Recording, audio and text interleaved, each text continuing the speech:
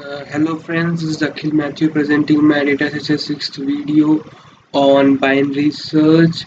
Here is the program. First we are declaring a linear search program, a function taking arguments int type string a and int type character string type character a n and x. Here we are declaring I is equal to 0, and if we are using a while loop, if I is less than n, then if ai is equal to x, that is x, we are taking the element. If ai is equal to x, then it will show that element is found at position I plus 1, as the array starts from 0, and we have to show the next to the function that we have found. Else I plus plus, we have to keep on going on, and if I is equal to n is element not found, that is if it crosses the maximum number of digits elements, it will be not be element will not be found. Then we are using a binary search program which same a character type string a in type n in type x, lb, that is lower bound is equal to 0, you upper bound is equal to n minus 1, and middle is equal to 0.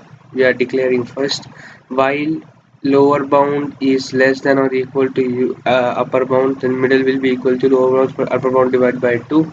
If a of mid is equal to x, then position at mid plus 1, that is it will search for the element at the mid of our array.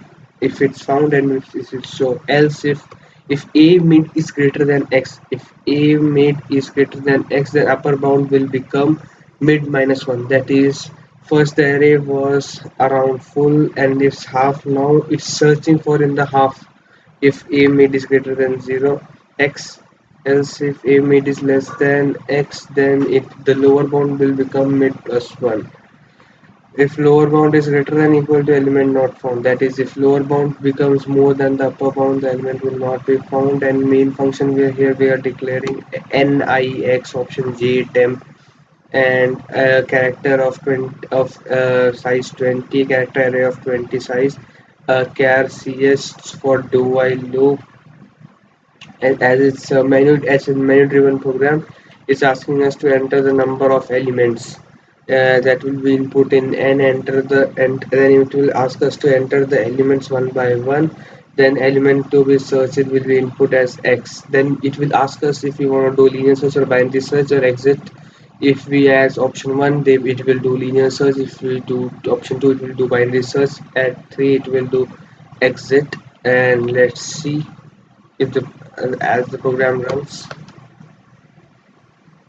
See, this is enter the number of elements. Let's import 3.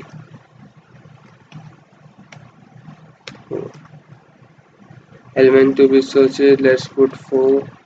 First linear search. Yes, it's working.